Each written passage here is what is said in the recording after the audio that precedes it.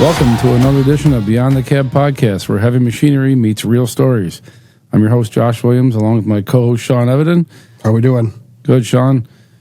And we've got a great guest tonight, Bill Fekete, 29-year member, from former Caterpillar mechanic, and our current business manager. How you doing, Bill? I'm doing great. Just pleased to be here. Thank you guys for doing this. I think this is a great thing for this local. Yeah, thanks for taking the time to hang out with us for a little bit and get some good stories out. Yeah. So we start everybody off the kind of same, and where did it all begin with you as far as being where you're at now? How did it all start out for you in your childhood? I grew up across the street from what today would be small, but at the time was a pretty good-sized farm. And the farmer's oldest son and I are like 2 months apart in age. And that was it for me. I love the tractors. You and I differ a little bit. We had red tractors, Josh, but we longed for green ones because we had Massey Fergusons. That's still a good tractor. Yeah. But that was where it was at. I started helping out on the farm at 13 years old and right up through the end of high school. My dad actually worked on the farm part-time. He was a school teacher full-time. Nice. And it just went from there. We still tell farm stories. Yeah, farm stories are always good. What kind of farm was it? Like cows? No, fruit and vegetables. Fruit and vegetables. Row crops for cover. Okay. But typical farm, you learn how to do everything. Yeah, fixing things. Dig a ditch, fix things, probably doing a lot of things related to moving dirt around with the wrong equipment, but you were still trying to get it done. How much did you learn you did unsafe from then? It'd be easier to list what we did properly. Right. Okay. Gotcha. So you were on the farm growing up, your childhood. What about influences with heavy equipment? Was there anybody that stuck out back then? Yeah, several people actually. The farmer had a habit of hiring during the season retired equipment operators from local 463 many times. There you go. And there was a lot of influence from guys like Neil Truesdell, Louis Black, Bob Scroose. They were all 463 members. Louis was a crane operator, but Louis was a good guy. A lot of stories from them. And there was just a couple local guys that did work almost exclusively for farmers with bulldozers and excavators at the time. And they're just good guys. And you watch them do what they're doing and you think, yeah, I think I could see myself doing stuff like that. And then it turned into my best friend, ended up being a mechanic for Syracuse Supply, and started talking with him and even developed more passion for it. And then I got the opportunity to go. Well, I tried college. That didn't work for me. You tried like regular book college? Yep. Yeah. Bachelor of Arts program at Geneseo for almost a semester. Oh, okay. Did you finish the semester? I did not. Yeah, all right. It wasn't for me. Gotcha, yeah. And not for everybody. No. And that would have been in the fall of 89. And then I was full-time on the farm until 92, 93. And I got an opportunity to go to Summitville, Colorado, which is south central Colorado, and work on an EPA Superfund site running heavy equipment in a gold mine. How did that come about? Back then, I mean, there was no Facebook and internet and things like that. There wasn't. A good friend of mine got hired as a health and safety officer for a company called Environmental Chemical Corporation. His sister worked there. She got him the job. He was looking for something more, and he moved out there like in, I don't know, January or February, and it was an emergency response. It was cost plus. They paid for his lodging. They paid for everything. And then they started bidding out the dirt work, and he called me up. He said, there's a lot of opportunity out here. It's prevailing rate, Davis-Bacon. Oh, wow. It was all in. It was like $22 an hour in 1992, and I was at like 8 or 9 on the farm. So it was a pretty significant pay difference.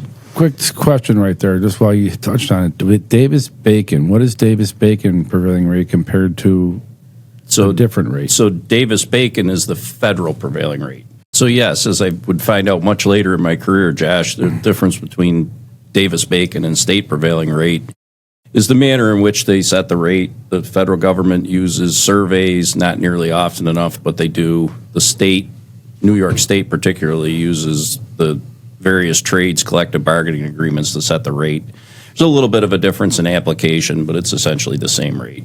So still more money than you're making on a farm then? By a lot. Yeah, okay. So what kind of equipment are we talking about out there? All cat. All cat. We had 992D wheel loaders. The first one's out with joystick steer, 13-yard buckets, rock buckets. The D, was that the new model then? That was the new model then. Ds. Variable control torque converters. 73 and 777 quarry trucks. Big trucks. 16G motor graders. D8, D9Ns, D6Ns. Wow, cool. The small tractors were D6s on this job. So what did you get to run the most time? My most time was spent in the 992. It was production. By looking back at it, I was very proud of what we did for volume, but knowing what I know today, we were very unskilled at it. If I knew what I knew now, it would be even better. Was there any training involved? No. They did, at one point, Wagner Cat brought in a production analyst from Caterpillar corporate. Right. And they did a lot of stuff. They videoed. I mean, we're talking VHS video. Yeah. And, they sat us all down and said, if you position your trucks to back up to the loader in a different fashion, you can save this many seconds per cycle. And it was, two wheel loaders were loading between 600 and 800 trucks a shift, depending on the How many weather. shifts? And 2 shifts, 2 11-hour shifts. They had an hour of maintenance in between. This was a race between the day shift and night shift, like who did better? Oh, there was a race, yeah. Yeah. And we absolutely crushed it on day shift, and 850 loads. Everybody's bragging it up on the way down the mountain. Where do you go? Right to the bar. Oh, yeah. Right to the bar. Right to the Half bar. the crew did not show to work the next day. How many bars in town? One. They made a lot of money, and then If I went through the kitchen of the restaurant, it was 25 steps from my door. oh boy, So, you were there often. yeah, too often. Okay, so you're out there for a while, Yeah. reclaiming this gold mine. Is that what you were doing? Like, Yeah, you wanna the call it idea was to make the mountain shed water again in its natural fashion. It doesn't look anything like it originally did, but the water now runs off of it instead of through it. Okay. But while I was there, I spent every chance I could get working with the mechanics from Wagner Cat, and Yeah. I really liked it. And then after the third season, I was driving home to Lewiston for Christmas, and nothing but seat and windshield time, and thinking to myself, do I really want to be a gypsy the rest of my life? Oh, yeah. I said no. So I wheeled off of Route 90 in Cleveland and enrolled in Ohio Diesel Tech right before Christmas, and started right after New Year's. So you knew the place was there. You just decided. Yeah, I knew several people who had graduated from there that Oh. were working for Syracuse Supply, which at that time, it was no secret. That was the place to work. Yeah. They had the best contract in Buffalo. It was probably the best east of Albany. Okay. So you rolled in And- Ohio Diesel Tech. When did you start there? Then you just I started there the second week of January. so you're going home for Christmas. This is in December, We were laid off. right? But you go in there. You say, "I want to be in this program," and 3 weeks later, you're starting. How's that? It doesn't go by. Their big classes started in September, like a typical college. So I was one of 6 people enrolled in the diesel program that started in January. Cool. Well, how long was that then? 48 weeks. I graduated right before Christmas the following year. Drove home from Cleveland 48 weekends. Wow. Yep. You got some windshield. Came home and worked Did on you the have to go farm. back to Colorado to get anything, or did you No. had everything with you? No, had everything with me because the job was essentially the dirt work was done. The dirt work was done, guys, and it was where do you go from here? Mm-hmm. Rust had another big job in Denver, but it was plant cleanup. It was skid steers and forklifts. It was a lot of manual labor, Yeah. and I didn't see myself going there anyway. I believe that one was kind of famous too. I think it was Rocky Flats. If you ask the guys across, you ask Jonathan and Matt Weldon about Rocky Flats, I'm sure they're aware Oh of it. no. Okay. Gotcha. Highly contaminated. Oh, all right. So I finished Ohio Diesel, started putting some applications in. I stopped at Syracuse Supply first, and the boss there said, we've got a contract coming up. And this was probably like 5 years, 6 years after their big labor dispute with Local 17. And he says, I'm not going to hire anyone new until the contract's settled. So back to Ohio Diesel. So how did you like that? Like, what was the experience like there? Was it just engines? Was it heavy equipment? What kind of It was all truck oriented. truck oriented? They had 1-2 week session on the most basic hydraulic stuff you've ever seen. Any electrical, or was it mostly fuel system? The electrical class was actually very well done. Very well done. So when you come out of there, you're kind of more geared towards truck repair at that time. Definitely geared toward truck repair, but it's amazing how much of it transfers over. Yeah. Planetary gear sets, rings and pinions, clutches, it's all the same. Did you It's have just to- in different housings. And Okay. Did you have to work while you were there, like to support yourself, or did you have enough did. money from Colorado saved up? I worked for Buckeye Freightliner. Okay. What'd you do there? Mechanic work on second shift. I would finish up second shift Friday night at 11:30 and drive home for the weekend and work on the farm all weekend. Oof. You like to work back then, huh? Yeah. How old were you then? 25. Okay. All right. So then you come home and Syracuse Supply. Syracuse Did you Supply end up- wasn't exactly hiring at the time, so I put some other applications in at some of the truck shops, definitely at Rupp. And, it was February. Rupp, when they were downtown Buffalo, they're on Great Arrow Drive. Great Arrow Drive. And Yep. where was Syracuse Supply? This was military? This is Military Road where the current Anderson equipment is. All right, cool. And it got to be towards the end of March, and I was actually offered a job.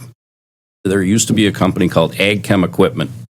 They built the big 3-wheel fertilizer spreaders, the big boom sprayers for farms, and they were looking for a mobile mechanic. And it was a good job. Local? And, well, sort of.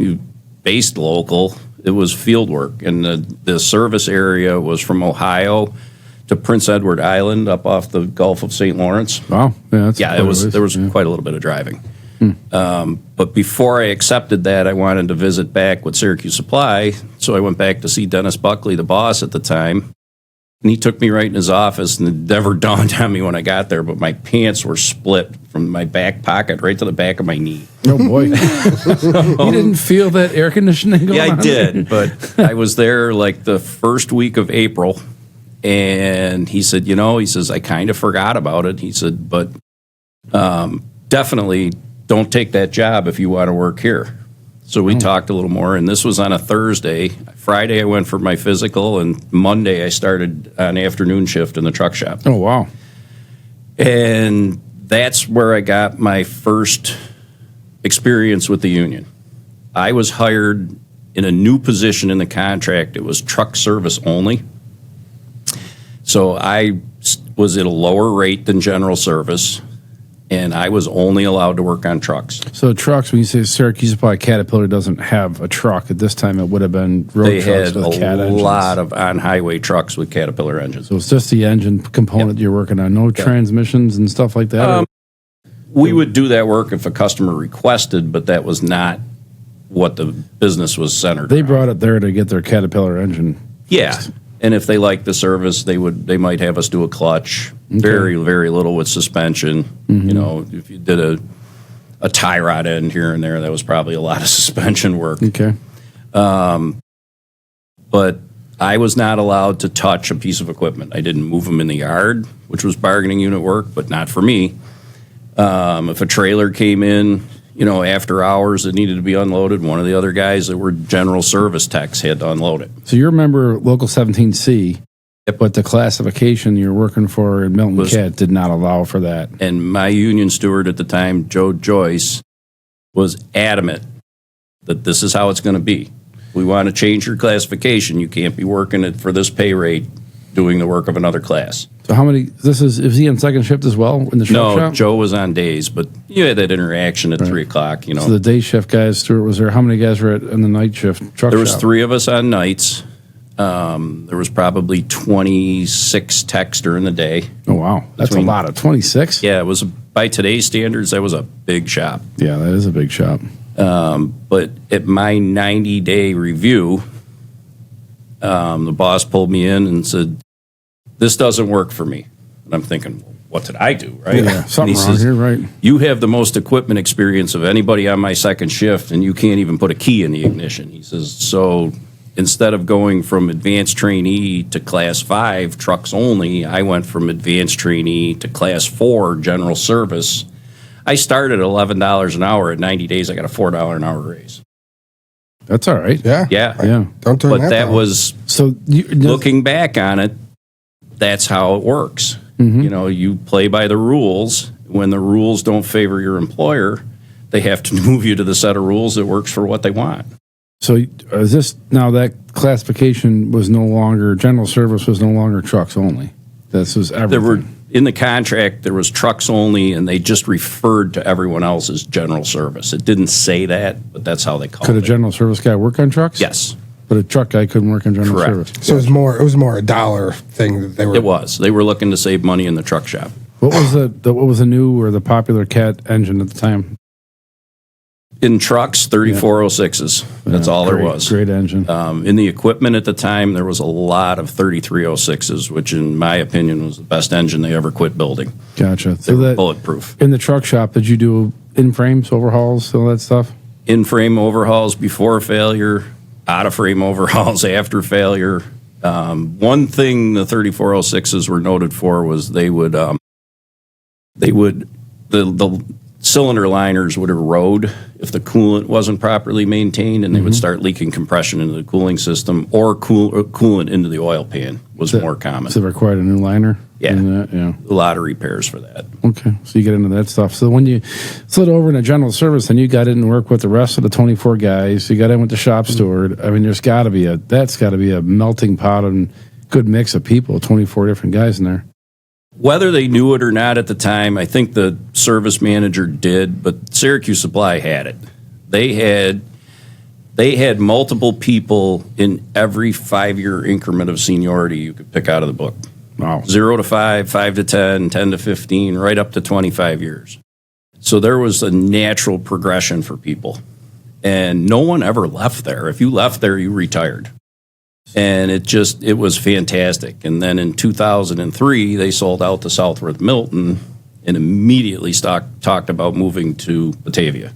So let's go back. So you start you're in the truck shop, you get in local 17, and then you move into general service. What did you know about the union, or what was the experience there? Like, was there a decent rep that came around, or was Joe Joyce telling you about the union and pensions, and what did you learn there? Well, for starters, everybody in my immediate family, my mom and dad, both of their parents, and my mom had a sister and my dad has a brother, they were all members of a union. Okay, so union was in your family. Yeah, my dad was in the teachers union, mom was in the nursing union. Both their fathers were in a shop-specific plant union in Niagara Falls, and it was pretty much born and bred into my sisters and I that the best benefits come with the unions. So it was a great opportunity. The guys in the shop taught me the rest. Josh, you and I have had this conversation a dozen times.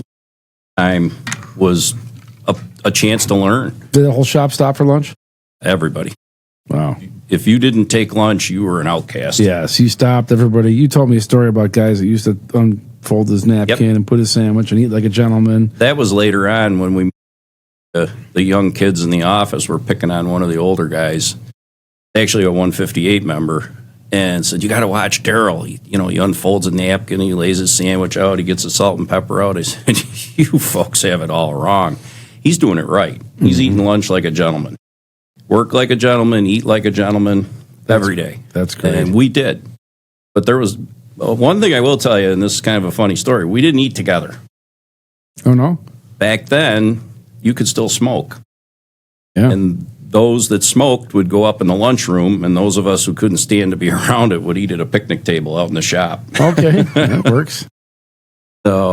So that's 24 guys. That's 24 toolboxes, 24 personalities. But there's got to be some. Was there everybody get along? Was there arguments? Was there when work pranks? Was there something? Right. All of that. All of that. When it was busy, everyone got along just fine. When it slowed down a little bit and people had time to get on each other's nerves, we did. No, I'm sure. And it went around. Yeah. Joe Joyce was noted for some funny stuff. Joe Joyce was always into something. And Joe Joyce probably taught several people the art of mooning. Mooning. Oh, Yeah, he was pretty good at that. he taught Nick Schmidt how to do that apparently, did. right? Because Oh, Nick's yeah. talked about plenty of mooning stories. But we got a lot of work done. We had a lot of fun, Okay. and everybody did what they were supposed to do. There were never any issues. The shop manager, the most he would ever have to do is walk out in the shop and spin his finger around if he thought you were talking too long. Nothing was said. Nobody was written up. It was just, hey, enough's enough. Move along. Let's go. Yeah. Let's go. And, it was over. It was over. And everybody did what they were supposed to. The shop did well. They were always busy. A lot of big work. Certified overhauls where you get Caterpillar issues a new serial number. They paint the whole machine. We did dozens of those. Wow. I seen one in there. There was a military one time that was cool. It got all new everything. What a Brand project. new anyway. Right. Crazy. It was a New colossal serial waste. number too. That's Yeah. crazy. Yeah, I heard- Warranty. Wasn't there? I know I seen a D8K that had a new serial number. It got a whole new. Instead of being 83, it was an 87 when it came out. And Yeah. Caterpillar would only do that for certain equipment. Okay. If it was too old, they wouldn't do that. Nor was it cost effective anymore. nobody had ever overhauled EL 300. No. Sorry, that was junk. Sean It doesn't came even know out. what that is. No good. Yeah. But it was a great place to work. Guys had each other's backs. Everybody was in it together. There were arguments. I know. So, working with you as long as I have now, there's always a Colorado or a Syracuse supply store, and I think I've heard them all, but I know a couple of good ones I'd like to hear you tell, especially the one about some diesel fuel. Oh, yeah. Yeah. They took the fuel tank off a D8K, which is probably 540 It's on the back of the gallons. It's machine. on the back. It went all the way across, over both tracks, all the way across the back of the operator platform. They picked it off with the overhead crane Friday afternoon, set it on a couple blocks of wood, and we left for the weekend.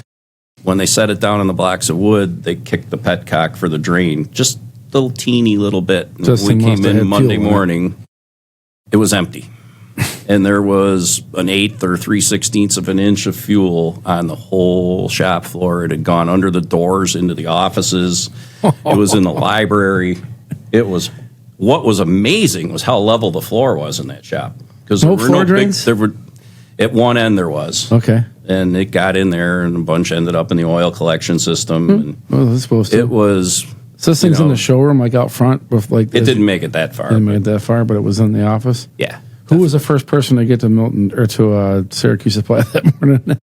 So Bob Ruck was the shop manager, great guy, Canadian. He would get there between 5 and 5:30 in the morning. He only lived a couple miles away, and these days I truly appreciate that time of day, because before the phones start ringing, before people start showing up, you can actually get something done uninterrupted. But for him and I, it would kind of be a race. If I had to start early, I made sure I was there before Bob, and I would take his parking space. Oh, yeah. And if he would beat me there by a few minutes, there was a sign mounted to a truck tire rim that said employee parking. I would move the sign and then park between him and the sign so it looked like I got there before him. Oh, boy. Oh, it just torque him right up. It was He great. wasn't the guy then that rode the bicycle or the motorcycle. That was somebody else. No, Eddie McDonald rode a motorcycle even in the wintertime. He had a Harley. Him and his wife would ride on the weekends, but back and forth to work, he had an old Yamaha. In the Rode it. winter. Like In the today, winter. he would have rode Yeah, it. he was a mile and a half from the shop. Still, that's sketchy in a day Yeah. like today. Paul McKeel rode a bicycle. This is a really funny story, guys. Paul bought one of the first Cadillacs with the North Star V8 in it. Oh, yeah. And if you remember, the starter motors were under the intake manifold. And he read somewhere that the starter motor was good for X number of starts. So he rode a bicycle so that he could save the starts on that starter motor so that it wouldn't wear out. Did he ever have to change it? I can't answer that. I don't know. Did something else went bad before the starter motor? Probably. Yeah. Yeah, the whole car rotted out. Did he have a notepad in there marking down the start? So you Probably, keep track of them? probably. But don't ask Paul, when he did drive the car to work, you did not ask him to move it in the parking lot, Because he because he wasn't gonna wouldn't do start it. He would not do it. No No. way. That's interesting. That's a new one. We were really good at spilling oil. What about toolboxes?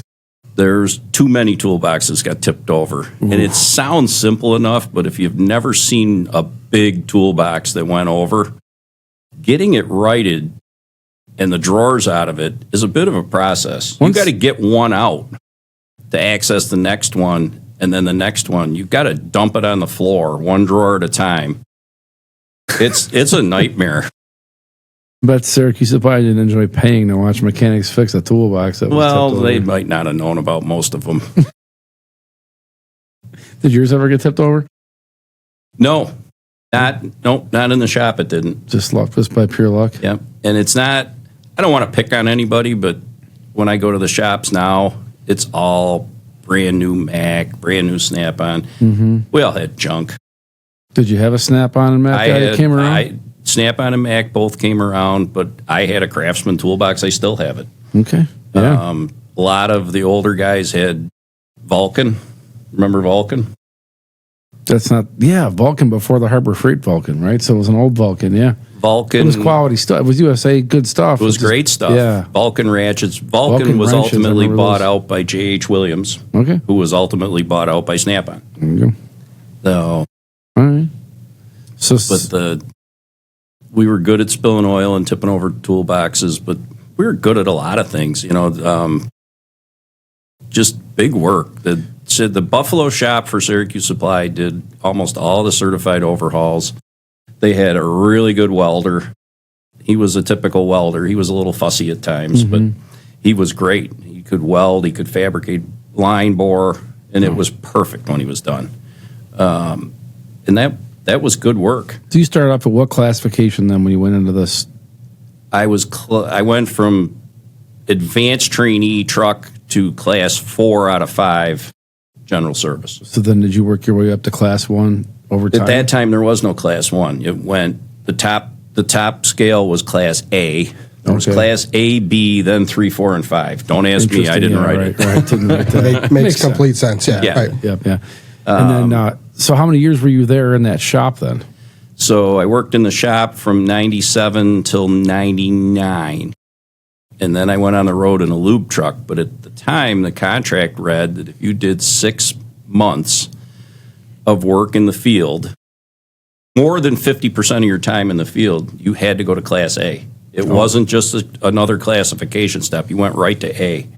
So in like 3 years' time, I went from the cheapest position in the contract to the most expensive. What kind of difference do you think, the delta between the two of them? It was probably $9. That's a good raise, $9. Yeah, well, total package at the time was probably $24, $25. Okay. It's still good money. It was. Then, right? Very good money. I was thrilled. So in the lube truck, you're out there doing PMs mostly? Yep. Very first job I went to wasn't actually a PM. It was a repair. And I went to the Buffalo Airport. Baker Mellon Stewart was working on the new terminal for the airport after Westinghouse had been knocked down in 99. Mm-hmm. And the master mechanic on the job was Jim Smolinski Sr. And he treated me, I can't say enough, he treated me like gold. Yeah, he's a great guy. He taught me things. He told me things about the union I hadn't heard at the shop in 2 or 3 years. He was a super guy, and I bumped into him a number of times before he retired. And he was a true gentleman and a good guy. Yeah, a lot of good stories from him as far as master mechanics I've heard along the way. Yeah, he was good mechanic, and he was good at what he did. He didn't waste moves. He showed me a couple things that I probably, if I was in the field, would still be doing today. Yeah. We had Matt Weldon on, or before, and he was talking about meeting you at Praxair with some mechanical work out there. Yeah, which was less than 5 minutes from the shop. Yeah, and I believe Matt would have been working for Shaw Environmental when I first met him, or maybe even IT Corp. Mm-hmm. And you could see right away Matt was a leader. Yeah. He wasn't the steward. He wasn't the master mechanic, at least not at the beginning. But you could see everybody on the site looked up to Matt. He was so good at what he did, always put together, cool, calm, collected. Mm-hmm. And he, Ronnie Smolinski, Paul Trost, Carl Kane, they all taught me a lot about working on a HAZWOPER job like that. It was actually radiation. Yeah, rad job, yeah. No shortcuts. Do as you're told. Take the steps to get in and out of the zone seriously, and you go home safe every night. If you don't get it done today, we can do it tomorrow. Yeah, there were times when we stayed till 6, 7 o'clock at night to get it done today, but those were, by necessity, but you still worked smart. Mm-hmm. Matt he was a leader. You could see it. Still is, yeah. Yeah, no doubt. So then, somewhere along the line, you ended up being like a DePizio cat guy. Yeah, that came with the parking lot jobs at the airport. We ended up out there, and I don't know. It was my first trip out there. I pulled up, got through the security gate. Of course, this was pre 9/11. And wheeled up on the job and got out of the truck and said, I'm looking for Mr. DePizio. And they pointed to the guy down in the bottom of the trench, and Bernie was down in the trench putting pipe together. Wow. And owner of the company, right. And I really don't know what sold it, but we hit it off, and then his youngest son, Danny, and I got to be really good friends. And it just turned into, I never collected a single paycheck from DePizio Construction, but probably worked 50% of my career for them in the field. Seemed to have you out there full time, and if it didn't need you, whatever matter happened, they would always call, and somehow they got you every time, or was that a deal they made with? They made that deal. Was that with Milton, or with It started with Syracuse Supply, and Bernie's attitude was, even at the labor rate Syracuse Supply was charging him, it was cheaper than a master mechanic full time. To have full time. Yeah, he did have master mechanics on certain jobs if the numbers got there. Yeah, those were union appointed guys, yeah. But they weren't like full time mechanic for DePizio. But he said, rather than me having a mechanic in my shop that's taking my gas home and my nuts and bolts, he said that it's just, and it worked out. Yeah. It was they treated me very well. He had all CAT equipment. All CAT. From the very beginning. All CAT. In 2005, there was a falling out, and he went away from CAT with Milton CAT for about a year. They bought a couple IR rollers. They bought one Komatsu hoe. Remember that? It was a 300, wasn't it? Yeah. Incredible machine.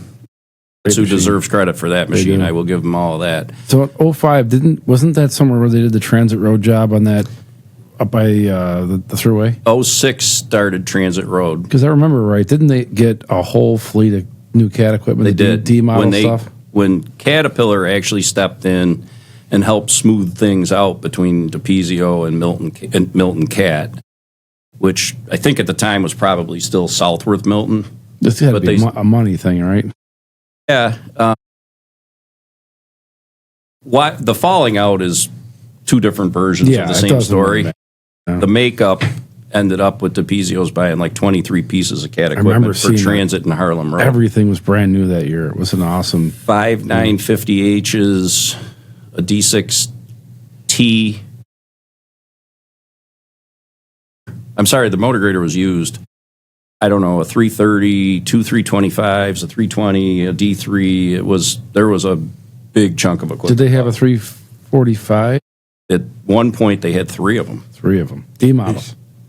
A B, a C, and a D. The D's were great machines.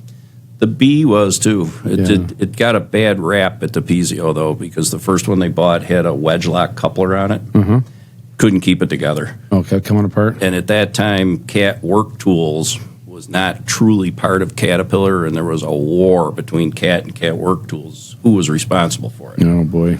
So you couldn't get it replaced. Even if you could get it replaced, it was the same technology, and it was just terribly constructed. So I remember that job. They had to trench, for utilities. Drill and blast. Yeah, and that was. Yeah, I think you scratched the topsoil off and you're in the solid rock. Mm-hmm. And I remember right, they hired a guy that came from somewhere else that had been with a trencher that was going to trench this job. He'd been trenched all the rock all over I've been all over the world, up on the moon. I can trench any rock there was there. First day, set of teeth on the trenching chain lasted about 12 minutes. 3 days later, they had the best teeth money can buy. This is going to go. And I think they might have lasted about 20 minutes. Never made a pile of rock. Needless to say, we got scratched some it. hard rock around here. Very hard. A 10,000-pound buster on a 235, the points would last maybe a day and a half. So they just. So what did that guy just pack up and leave? Yeah. Yeah, packed up and left, tail between his legs, and he was gone. Couldn't even scratch it. But now the problem was we didn't do any blasting surveys before the job. They did no environmental studies, so now they have to change over from trenching to blasting mid job or beginning of the job, which was a dynamic shift for sure. Yeah. They had to go survey all the houses adjacent to the road, take pictures of existing foundations so that nobody could claim the blast, cracked their foundation. It was a lot of work. Yeah, but it was the only way they were going to get it done. Yeah, so Merck came in there and blasted probably? No, it was Nothnagel. Blasted that one out. But you were on that job like every day with it? Every day. Yeah, every day. Saturdays, some Sundays. Sundays, wow. Yeah. It was a lot of equipment to keep going. You buy 23 pieces of equipment in one shot, and you do have just the attitude that it's Caterpillar's problem. Yeah. Oh, yeah. Right. And at that time, the powers that be at Southworth Milton were still the powers that were at Syracuse Supply, and they valued the customer, so they made sure it was all taken care of. Gotcha. So you're at DePizio, and then somewhere along the line, or kind of the same time frame that DePizio kind of went away, you started working in the office, right? How did that come together? Here? Yeah. Yeah. Actually, there was a couple years where I chased the mills and pavers for Milton Cat because DePizio had basically closed shop. So they closed shop before you started here? Yep. Okay. And then not entirely, but they had scaled back to the point where there was no mechanic work to speak of. They couldn't. Yeah. So I was chasing the milling and paving equipment around, which I actually loved. Not sure I ever want to be on the paving crew, but I love the work. I love the technology and the different approaches different contractors have to, and still can both get good results. Yep. We still see it, right, guys? Oh, absolutely. And then the mix is always changing, the pavers are changing, but this is like somebody buys a new paver, you went out and set it up for them, or a mill, or you just chase the repairs around? Both. Okay. Both. Syracuse Supply and Milton Cat went 10 or 12 years without being able to sell pavers because of Gateway Equipment on Transit Road. They were the Barbara Green dealer, and they had won a lawsuit against Syracuse Supply when Caterpillar bought out part of Barbara Green. So until that got squared away, Syracuse Supply had given up the Blahnox dealership and couldn't sell Cat pavers. The Cat made pavers at that point? They were 50% holder of Barbara Green, so one paver came off the line green and one came off yellow. They were the same machine. Same machine. But before that, did they Cat make pavers? I don't remember seeing old Cat pavers. No, right? they didn't. Syracuse Supply was the Blahnox dealer at the time. Okay. Those were good machines, but we really didn't have any pavers to work on. I worked on DePizio's paver because I was there and learned a ton. But when we got back into the business, I was the only one who knew anything about them. So Automation I got dumped too, into them. Yeah. Sunstrand, which is ancient by today's standards. I never even heard of that. You put the curb feeler was a mechanical arm with a rheostat on it that hung off the side of the screed and followed the curb line or joint, depending on what you were doing. And it was just solid state guidance. Flashing lights, they didn't say anything next to them. It was just, you knew red was up and yellow was down. It was. Did the Cat make rollers back then too? Oh yeah, blacktop rollers. Yeah. Caterpillar got their asphalt rollers from Rago for a period of time, and then started building their own. The Ragos had 4-cylinder Detroits. 53s, 53 series Detroits. It's like two-stroke Detroits. Yeah. Cool. Oh, yeah. You say quiet, that. Quiet ones, yeah. Yeah. Sit on that all day long. No, man. I don't know. But the paving stuff was cool. And then in January of 2014, I was working in the shop at Modern Landfill. And I got a call from my business representative at the time, was Joe Palmieri, who I'd known for years. Joe was a mechanic at Rupp before he came here in 2008. Oh, so Joe was only your rep at Syracuse for a little bit. Very short period Who of was time. before that? Do you remember the rep? Yeah, it was Jerry Franz. Okay, so Franz and then Palmieri. Yep. Joe Palmieri from 2008 till, when I came here in 14. Yeah. And he called me up and he said, "Can you have breakfast with me Saturday?" And it's like, uh-oh, what did I do? And I said, sure. And that's when he asked me to put a resume together and apply for his job here at Local 17 because he was moving on to become an international rep. And that's how I ended up here. How did you have, so the relationship with Joe was just strictly with member to? No, Joe, when I first started at Syracuse Supply, Local 17 held quarterly C-shop meetings. Okay. It was just for the guys from the shops. And they were very well attended. I did not go to a lot of general membership meetings because we went to those every time there was one. And of course you started at the Purple Moose. Absolutely. And, went to the meeting and I got to know Joe there and several of his colleagues from Rupp, and they were all good guys. They weren't the enemy to us. It wasn't like a football team. They were doing the same work we were. Different shade of yellow. Yeah, that's all. And for those that didn't know Joe, Joe was just a super guy through and through. Right. He had a core principle that guided him day in and day out. Yeah. And when he came here, it was a great thing for Local 17. He was a longtime steward at Rupp. Yeah. Anderson. Before Actually, Anderson, right? Yeah, Joe probably was steward once it was Anderson. Okay. He worked there when it was Rupp, but he probably wasn't the steward until it was Anderson. He had quite a few years at that place, right? Yeah. Probably 20, 23. When did Anderson move over to the old Milton Cat? Not until 2010 or 11. And when? No. Yeah, 2010 or So 11. tell me about the move to Batavia for Milton then. So Milton Cat decided to close the Tonawanda branch on Military Road and close their branch in Henrietta and combine both shops into one big facility in Batavia, which coincidentally is a half a mile over the line into Local 158, 832 at the time. You said 24 guys at or around that at the shop? Yeah, but those that were of age to retire, retired. Some just flat out quit because they weren't going to drive to Batavia. Yeah, so that didn't go over well. No, I'm going to say out of the 25, 26 guys that actually worked in the shop, probably half of them went. That's quite a change. Yeah. Huge change. But it left 9 of us here covered by the Buffalo contract in Local 17. We didn't have a shop. We were just road mechanics. 17 members working under a 17 contract in 158's out of 158 shop, but you were working on the road. We really didn't work out of the shop by then, though. They shipped our parts to us. You only went to the shop if you absolutely had to. Okay. But it did cause some issues because in 2008, shortly after the move, our contract came due, and Milton took a stance that we were going to do something we didn't want to do, and we stood our ground, and to the point where we took a strike vote. This got ugly. It did. Yeah. And at the time, Alan Perot and Joe Palmieri were negotiating the contract, and they came in and told us, listen, we've got a little problem here. Local 832 and Local 817 agreed that while they were building the shop in Batavia, that they would pretty much abolish the line between the locals for Milton Cat employees. So there was no way for Local 17 to deny a clearance to an 832 guy. So There's a word for that, isn't it? The way that they...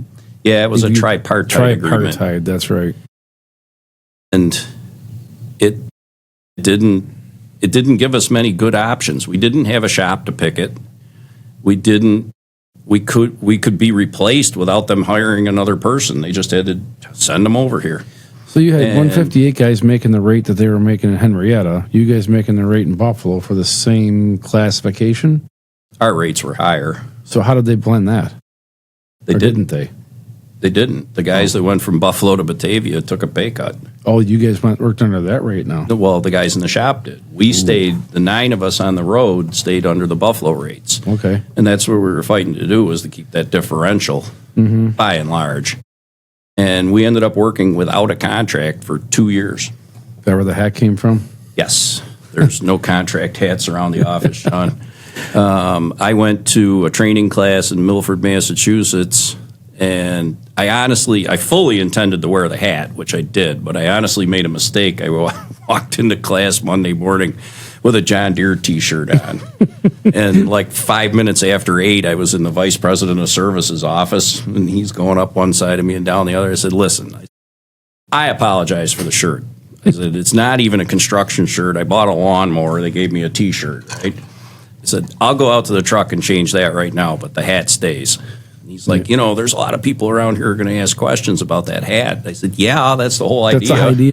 Yeah. I said, let's settle this right now. Give us a fair agreement, and I'll take the hat off, too. Didn't Bob get fired for wearing the hat at one time? Not exactly. No. They did discipline Bob for wearing the hat, and the discipline was he sat in the yard in Batavia for 2 days. Got paid? And got paid. And the boss looked at me and says, well, I showed him. I said, how do you figure that? I said, he's been sitting here for the last 16 hours that you can't bill for. How did you win? Yeah, how'd you win? When the guy could have been making you money. Yeah. Yeah. Was he getting a lower rate sitting in the No. in the shop or no? No. Yeah, so he had there was no. Sit here all day. None of it makes sense. Knowing Bob as well as I do, I can say this on here, it was probably the cleanest his truck ever was. So, Was Nick Schmidt still working there at the time, or where did Nick didn't he? Wood was still in the shop in Batavia. Yeah. Okay. Nick started as an intern, I think, the first year I worked in the truck shop, and then he got hired full time the year after that. What about Jason Holman? Was he there too? Jason Holman was there, and shortly following them was Weston Blighty that we met from Bosie's, and Eric Witt. All good guys. That Morrisville program produced some really good guys. Yeah, yeah. So you had to learn a little bit more, a different side about representation going through that strike, because that's not something everybody gets to go through. Or I shouldn't say the strike, but with no contract, right? Absolutely. How that worked. I mean, you could see how they handled it, and then base what we do now and learning from that. Being a smaller group now with 9 of us, we had a lot of progress meetings, we'll call them, with Joe and Alan. And they taught all of us a lot. But then there came a day when I got written up for declining to work overtime. And, as you two both know, but maybe the listeners don't, the key to a contract negotiation is an unfair labor practice. Well, Joe Palmieri was thrilled to hear this. Yes. And within like 2 days of him finding out about it, I was at the NLRB office at downtown Buffalo with a lawyer going over my story. And the NLRB agent looked at me when we were done and said, "You're not required by the contract to work overtime." I said, "No, I'm not." "Oh, okay." So they issued the unfair labor practice, and which required the company to do a couple things. They had to put a posting on the bulletin board that they had been issued an unfair labor practice. It had to stay up for whatever the period of time was. They also had to notify me in writing that it was being removed from my file. So I come home from work, and my wife says to me, she said, "There's a letter here from the company." I said, "Yeah, you can throw that out." "Well, don't you want to know what it says?" I said, "Well, I already know what it says. It says I was right and they were wrong." She said, "But why are we throwing it out?" I said, "Because I'm going to tell them I never got it." And then they had to send it certified. Oh, they'd make him do it again. That's great. That's great. Just the little things. In all honesty, guys, we waited 2 years and probably didn't get anything for it. Yeah. They were in a good position. We should have recognized it sooner than we did. I'd do it again. It was a fight worth fighting. Yeah, you got to do it once in a principle. while. We weren't being greedy. We just wanted what was ours. Sure. Now, No. that shop, is it still operating the same way as it was then? No. Batavia is. I mean, none of the people that moved from either shop are still there. Oh, they lost some talent. They lost a lot of talent from both sides. Hundreds of years of experience walked out the door of that place. Now, since then, Milton Cat has built the new shop in Tonawanda right behind the old shop. Go figure. And now they're talking about building a new one in Rochester. There you go. So, but they also tell Nick and I that the Batavia shop's busy. So I guess it might have been a short-term failure and a long-term success. But they're still here. They're a mega player. They've got huge market share.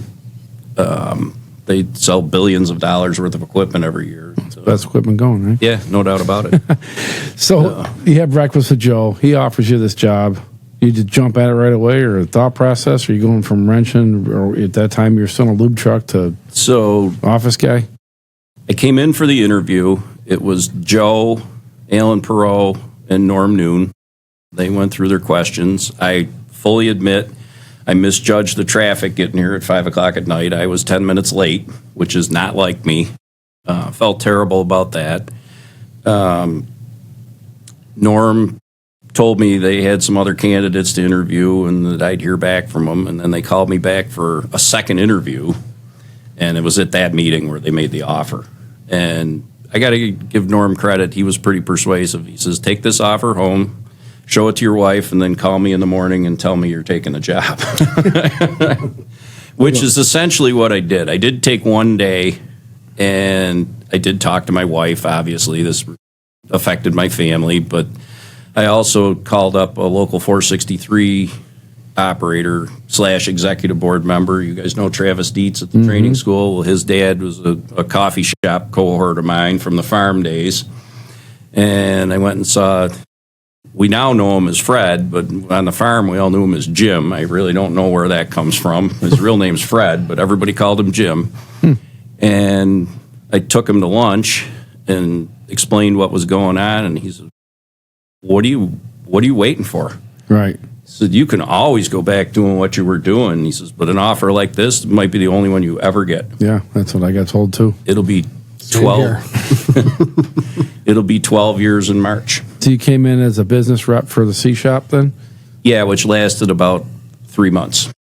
No, 3 months. What happened? So you fired from No. from that part? The sales pitch was to take care of the shops and quarries, which I was very comfortable with. Sure. But at the time, Norm was the assistant international supervisor and quickly became the business manager. But as far as field agents, it was just myself and Gary Swain. And We were under supervision at that time. at the very beginning Right. until May, yeah. Okay. Well, technically September. Right. But anyway, it was too much for one person, so I ended up servicing construction jobs and dispatching manpower and knew quite a number of members, but not nearly enough. Yeah. And Skill sets even and- worse, to this day, I've never worked under the heavy highway agreement. I've never worked under the building agreement. Now I'm trying to, argue for time and trying to understand things that we use every day for terms like intervening time that exists in not one single document. Never seen that word. I No. can't even spell it. But it's a thing, right? Maybe. It depends who you talk to. Yeah, it depends who you talk to. Yeah. Some people come every other word out of their mouth. That was one of the neat things I thought about having you here, because it was like a lot of people in this local have just done things because that's what they've been told or because of what we always do. And then you dig in the contract and say, well, where does it say that in here? Well, and it doesn't, or it might, or whatever we're referring to. It just simply isn't there. When you were putting the contract dues class together, Josh, what was one of the things we wanted to straighten out? Lunch. Yeah, the lunchtime thing. We still get this. The only thing the contract says is you get lunch. You get lunch. Yeah. Not anything about overtime? Well, yeah, let's just talk about that real quick. The age-old thing was if I work 7 to 3, then I get 8.5 for the day. If I work through lunch, I get a half an hour overtime. Well, yeah, but at the end of the day, right? So I get 8.5. Well, why would you get 8.5 You wouldn't. if you worked 8 hours? If you work 7 to 3, from 3 to 3:30 would be your lunch while you're driving home. Oh, Unpaid. so you just chose to take your lunch at 3:30, at 3 o'clock. Yeah. Well, it doesn't. And people forever were always trying to charge a half an hour of overtime at the end, and I've never really known where that came from. But we had to dispel that. And somewhere along the way, somebody probably got it. They probably did. It's the same thing about people complaining about taking breaks. Oh, they're not taking coffee break on this job. Then stop and take a break. But where does you want to take a lunch or take a break? Just stop and take it. Have you seen the word coffee break in a contract? You don't need to. It's in the law. It's in the law, but it's not in the contract.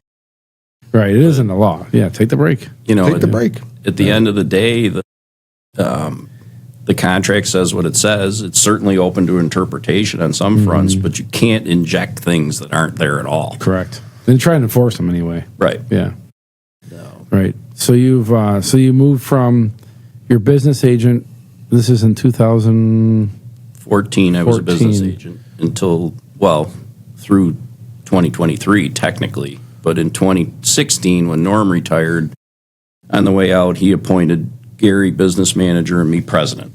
Because did you have a title on the executive board before that? I was an auditor. You were an auditor before that. What year did you put on the executive board? 14. Right there in 14? With you when we were first elected. Yep. Okay. Appointed, technically. Appointed board then. So 2014, auditor. What year was 20? You said it was 2016, I think Norm retired. 16, so you get to be president then. So we split the positions for the first time. And for the first time in a long time. I think if you go back far enough, the business manager and president were separate. So all of a sudden you get handed the gavel. Yeah. For the meetings. Yep. First to tell you, that's not easy. It's not. It's not. We're all facing the audience, but you're the only one standing. Running a union meeting is not in my my highlights of things I want to do. But it's like anything else, Josh. You're finding out the more comfortable you get with it, the faster your mind processes what's going on. It does, yeah. It's kind of like anything else. The more you do it, the better you get at it, the more comfortable it is. But just like this podcast, I'm sure this will get better as time goes. Yeah. This is an incredible organization. Yeah. It's the depth of the membership is incredible. They, by and large, everyone tries. You're always with 1,800 people. There's always going to be, something we wish was different, but that's just the way it is. But by and large, this membership is great. With the work we've had the last several years, it's amazing. The average hours have gone from 12 to 1,400 in 2014 to like 1,900. Yes. It's just phenomenal. And, I heard stories. I've never really seen this myself, but I've heard stories, from years ago when somebody got to 1,000 hours. That's it, I'm done. Give my job to somebody else. Sure. Hand your job over to some next guy. Yeah. And I'm sure it went on, and it's a phenomenal way to do it. But we're so fortunate right now that we're actually begging people to work the second 1,000. Yeah, we need you to work 2,000 hours because there's not enough. We're trying to maintain jurisdiction on things and keep these jobs rolling. Yeah. But one thing I am adamant about, and I don't care, everyone needs an education of some kind, be it a trade school, be it college, learn how to weld or something more than your time to sell. And we're just seeing so much more of it. The Steve and Aaron on the stationary side have gotten a training program up and running, and it just seems to be picking up speed. Sure. It's not overwhelming at the moment, but it's gaining all the time. Yeah. And people are starting to recognize that this is available to me. It doesn't cost anything. Right. It's free, and it's going to benefit you somewhere. Our apprentices are, first off, I'm proud of each and every one of them, but they've got it.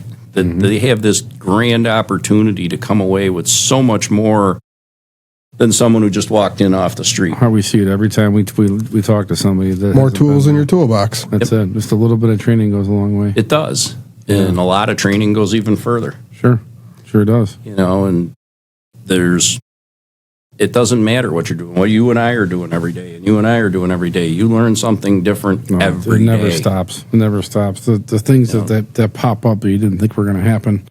We've been down the road of a few things before, and there's a lot of things we go down the road a lot of times. Like, I've been down this road 10 times. This is what's going to happen or could happen, but then there's one that as soon as you do that road, you make a left and go, well, I'd never seen this before. What are we doing now? So that's... Yeah, and really what's the premise of this podcast? The education. Get stuff out there, yeah. And some of it's funny stories, but even there's something to be learned. Good. Yeah. So let's just talk about your career. We've been down the road of where you came from and then where you're at now. Obviously, business manager, Local 17. Let's talk about your retirement, because when you started at Milton Cat, it would have been Syracuse Supply. You didn't go there because you knew they had a pension. I mean, it was part of it, right? But then It was definitely part of it, Josh. right, It wasn't anywhere near the most important thing at the time, but it didn't take long working with guys that were getting closer to it for them to start explaining to you what the benefits of it were. right, And it probably took longer yet until you're exposed to other trades, just how good our pensions are. So you were at the shop though. How many? You're getting 20, 80 hours, at least 20, probably 2,400 hours a year there. Yep. At a little bit lower rate than what the heavy highway guys did, but with those hours, I remember when you were talking before, there was guys that had similar pension benefits with less years, had a higher rate. Yeah, but I'm not going those hours. I'm not going to name anybody by name, but I'll tell you that there's two people that I know very, very well that one has 4 years longer in the pensions than me, and one has 5 at field rate, heavy highway or building, which is 2-3 times what I started at. Right. My central pension benefit at retirement age is worth more than theirs. Right, because of the hours. Because of the hours. Right. You know, the field guys. And that was a bit of a learning curve for me too, Josh. You know, my first contract negotiation, Barry Thompson was the business agent. He got everybody together, kind of like what we call a proposals meeting now. He said, all right, what do you want? I said, I want master mechanics rate. Right. He said, you can't have it. End of discussion. Why not? He says, because that member has to make a living in 8 months, 9 months. Okay, let's think about this for a second. So I get to make, 25% less because I have the privilege of working all year? I said, that doesn't make sense. But it really kind of does. Took you a while to figure that out, though. It did. Yeah, it took me till I got here to fully understand. I know we talked about this, We did. Yeah. And, for a Local 17 member that's fortunate enough to have had a job that year after year is, 1,800, 2,000, 2,100 hours, they do very, very well. But when I got here in 2014, there was an enormous list of members that were 1,000, 1,100. They're not going to retire rich. No, the work is cyclic. And even at 1,000 hours, that's our bogey for our pension credits to get that done. At the time, 1,000 hours would have been 40 grand a year in just pure wages. Yep. That's not a lot of money to take home at the end of the year. I mean, you had 10 grand in unemployment and some more in sub pay. It turns out to be okay, but looking at it as a pure wage thing, it turns out okay. Okay, It's not outstanding. No, it's not. And even in my first year here in the office, I had to make those phone calls towards the end of the year and said, hey, so and so's 16 hours short of a pension credit. Well, you can keep them on just a couple more days. Yeah, could you? Yeah. And most of the time our contractors were pretty understanding of that, and they did try. There was a few exceptions to that, as there always going to be. But I've made those phone calls too. yeah, but that's also another factor where Local 17, your union, looks out for you. Yeah, we do if we see it. You got to keep us informed. We're only as good as the information we have at hand, but we can do those kinds of things. Can't tell you how important it is to save those pay stubs and track those hours, because if you're anywhere close and you don't give us an opportunity to help you out, you're just going to miss that for the year. Once the plan year is closed, it's closed. Closed, yeah. Yeah, there's not much they can do. Our benefits overall, I'll put them up against anybody in the industry. 100%. Sean, you weren't with us, but Josh and I were talking to folks at the winter convention, and much bigger locals than ours, and their health and welfare fund doesn't look anything like ours does. They don't have the coverage. They don't have the reserves. We're so fortunate that the group of people that have been charged with looking over those funds are as good a people as they are. For sure. But you're a trustee in the healthcare fund and the pension funds? And the sub fund. And the sub funds. So you're watching over all the local funds that Local 17 has, and they're all doing great. They are. And we're making good moves. The administrator, the investment manager, the trustees, they all seem to be on the same page. And you've seen it now a number of times. when I first went to a meeting, I thought for sure the employer trustees would be, what's the cheapest way we can do this? It's anything but. What's the best bang for our buck? Right. That's their, can we help in a way that doesn't decimate the fund? Or do we have to, does the fund have to take a hit to provide a coverage that's really necessary? That's the attitude they take. And I appreciate that. I do. Yeah. Well, that's great. No. That's great. And there's been a number of people involved, and they've all been good. Yes. We've been in good shape. I know. Let's talk a little bit about contract negotiations. I think you changed the way we negotiate contracts around here a bit compared to what we used to, which wasn't wrong or just different. And we've made some big strides with the contracts as far as the employers and becoming more of a partner to them than we used to be. Yeah, definitely. But that's more than just me or anyone else making a change in negotiations. It's way more complicated than that. You know that full well. It is, yeah. On the negotiation side, my first go-around at a multi-employer negotiation was the building agreement in 2016. And it wasn't as organized as I would have liked it to have been. Was that Riverbend time? Was that Riverbend time? It was. It was the tail end of Riverbend. And things were good. And there was nothing horribly contentious in that meeting. It just, it didn't have enough structure. Right. And I'd spent enough time with Dominic Teddy and Joe Palmieri and, picked up some things along the way. The following year, I was asked to chair the AGC negotiation, which is our biggest group. That's a big group, yeah. Tough group, too. And Been through the ringer. Yeah. Yeah. We started out with something new. We sent letters home to all the members in the parent body charter and the B charter for proposals. Yeah. Don't know if that had been done before. It hadn't in recent history. We also formed a proposals committee where we tried to get a member that worked for each of the big players in that employer group. Right. And we filtered through the proposals, and we got our proposals, to where we thought we wanted them. We gave them to the committee. They signed off on them, and then we went and bargained for them. But we also implemented some ground rules. Yes. And in our pre-negotiation meeting, the Local 17 team got together, and we talked things through a little bit and said, listen, these guys have done a fair number of these contracts themselves. They've been around. We need to listen as much as we do need to talk. And they may open a door that we didn't think of. Right. We just sit and listen. And we did, and it went pretty well. We didn't set the world on fire with wage increases, but we also shot down a number of their proposals that would have changed some of the working conditions and not for the better. 40-hour guarantee was on the table. We didn't want to do that. Crane oilers were on the table. Master mechanics were on the table. It was, how serious they were about it.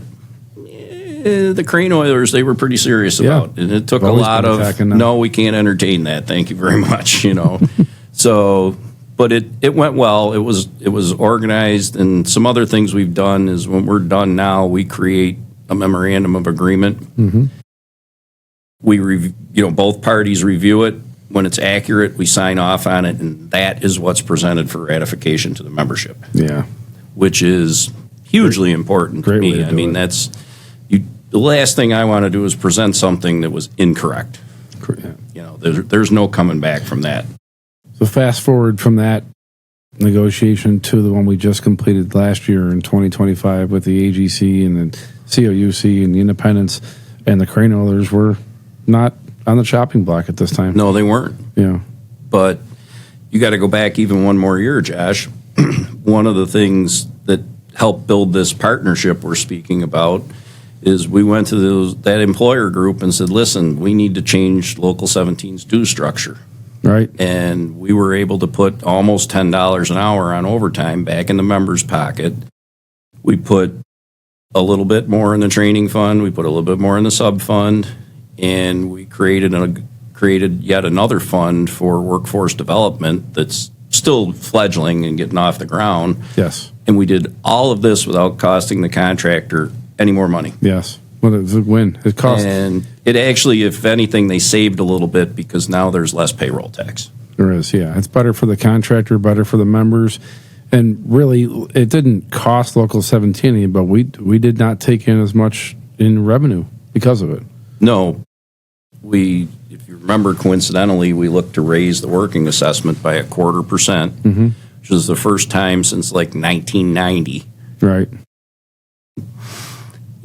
I guess long term will tell the real story, but in the short term, it looks like we got it pretty close to right. I think we did. I think the 0.25% was a number. A quarter percent. Yeah. Percent. And we're still half of what some other trades pay. Yeah. Yeah. Oh, absolutely. Even at that 2.25%, Yeah. we're still less than half of. I've been to what some other other ones. local halls and see their due structure, and I'm like, boy, those are big. Yeah. Even to the east of us is bigger than us here. I think we have a great executive board. We've got a great staff here in the office. Yeah. The staff at the training center is top notch. But I think we're all on the same page in the sense that the member comes first. What can we do? The organization is strong. It's been strong for a long time. We're not doing anything that's jeopardizing that. Now we're making the member stronger. So what's next for Local 17? What are you looking forward to in the future?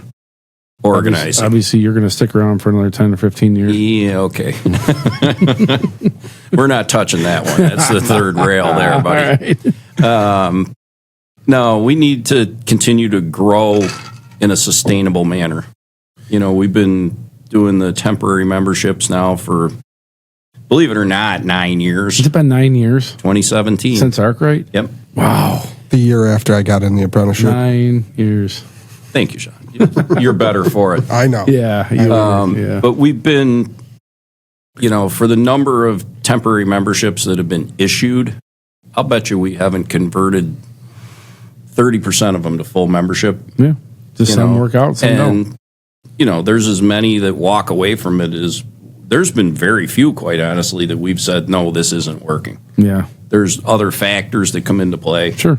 But it's sustainable. Yeah. We're not going to explode the membership and then catch a short year on work and have 400 people sitting around with nothing to do. Yeah. That doesn't work either. So the focus right now for me in in my mind, the focus for the organization is going to be organizing permanent workforces.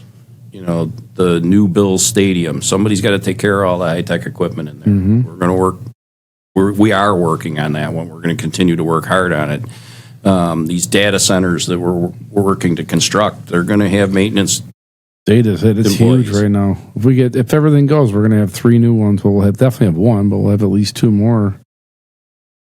The needle is pointing in the direction of the next 2 going. Yeah, I mean, that's 100 employees between the 3 of them once they're complete. And Could be more than that. Could be more than that. Could be right. more than that. 100 but- permanent. Permanent, correct. Yeah, that's I'm after just- construction. Correct. I'm just shooting from the hip there. But those are sustainable, even if the construction arena, even if the construction market, it's cyclic. It's going to slow down a little bit at some point. It has to. Those are still going to be there. And that's what we're looking for. We want to build the sustainable full-time jobs. We want to keep building the H&P membership in the fashion we've been doing it, where we bring in good people that will be employable in a downturn. The other thing, Josh, and you guys have seen this, we've built back through this partnership building. We've built back to the point where we're now a source of employees to contractors that ordinarily wouldn't call a hall. We're getting those calls now. Yeah, the scary thing is we get the call, hey, I want to join your union and help us out with some workforce. And depending on the time of year, it doesn't always work out. But we don't beat around the bush with that either. No, we don't. The out-of-town contractor comes in. We got these solar projects that are going to start, CS Energy. When we first met with them, they were going to do clearing in January and start civil in February. Like, we're all over that. We'll have people, you get your crew locked up and you're good to go. Well, now that's all changed, and they're going to clear in March and April and start civil in May and June. I'm like, I told them right out, all bets are off now. Yeah, I'm not sure we can do for you. You know, we're going to do our best. Yeah. We're fortunate with two of them. They're as close to Rochester as they are to Buffalo, so maybe we can get some help from Local 158. It's it's a challenge, but it's a good challenge. Sure. Yeah. We've been through those years, probably not the worst years Local 17 has ever seen for sure, but years when people outnumber jobs, those are tough. Yeah, those are tough years. So, but we've always helped out wherever we can. Yeah. Trying to get people work, do what we can for them, make sure they get health care. and our workforce development fund might come in handy when we get to that point too, because we'll be able to help contractors look at work they might not normally look at. Keeps our people busy and our contractors making money. Yep. All right. Well, Sean, you got anything? You're part of the Buffalo Building Trades too, as well, right? Secretary Treasurer. If you're interested, I'll turn it over. What's the Buffalo Building Trades do? Buffalo Building Trades does a lot of things. First off, it brings a really good group of leadership together. Not sure what it used to look like, but I'm really proud to be affiliated with most of the leaders from the other trades. There's 18 construction trades. Negotiate PLAs, charitable stuff. They Probably about politics. We do some stuff with politics. Politics is it's a necessary evil, unfortunately. It's terrible. Our H&P bread and butter is still out on the road, and politics is everything. And that brings up another affiliation, Sean, the Fair Committee. I'm a co-chair on the Fair Committee. I'm looking at their old newspaper hanging on the wall over there, and they do great work. And it's a really cool atmosphere they create because there's no partisanship. There's no favored party. It's, everybody takes their hat off when they come in the door, and you're there to get more money for infrastructure, period. And it works. It's worked for a very long time. Fair's been around since the early 80s. So squeaky wheel gets squeaky wheel gets the grease, right? If you're gonna be a big squeaky wheel. Yep. Region 5, we need the money. Yeah. If you're listening, give us money. Fix bridges. Well, we just had a meeting last week, and we were joking about the Louisiana Street Bridge. Josh, you were with me for one of those news interviews. Like 10 years ago. That bridge has been in deplorable condition for decades. Don't drive across it. It's fast anyway. Don't slow, don't bounce it. The only thing that keeps it standing there is the fact there's only like 20 cars a day that go over it. Yeah. Who knows what will happen with that one. All right, well, if you're looking to join Local 17, give us a call. If you're a contractor and want to make your things better for your employees, give us a call. Sean, what's the website and the Facebook they can find us at? www.iuoe-17.com and IUOE Local 17 on Facebook. There you go. All right, well, I just want to tell you guys, I'm really happy you're doing this. I think this is going to be a big success. I'm sure there will be growing pains along the way, but I think you guys are off to a great start. And I'm looking forward to see what else comes. Yeah, we're going to hopefully be invited back. Oh, you'll be on again. You'll be on again. If we get some bigger things to talk about, we'll have you back on and run through them. And thanks. Cool. Well, thanks for being here. Thanks for taking the time. Thanks for coming, Sean. Thanks for telling us your story. Yeah. All right. We'll see you guys next time. Thank you, guys.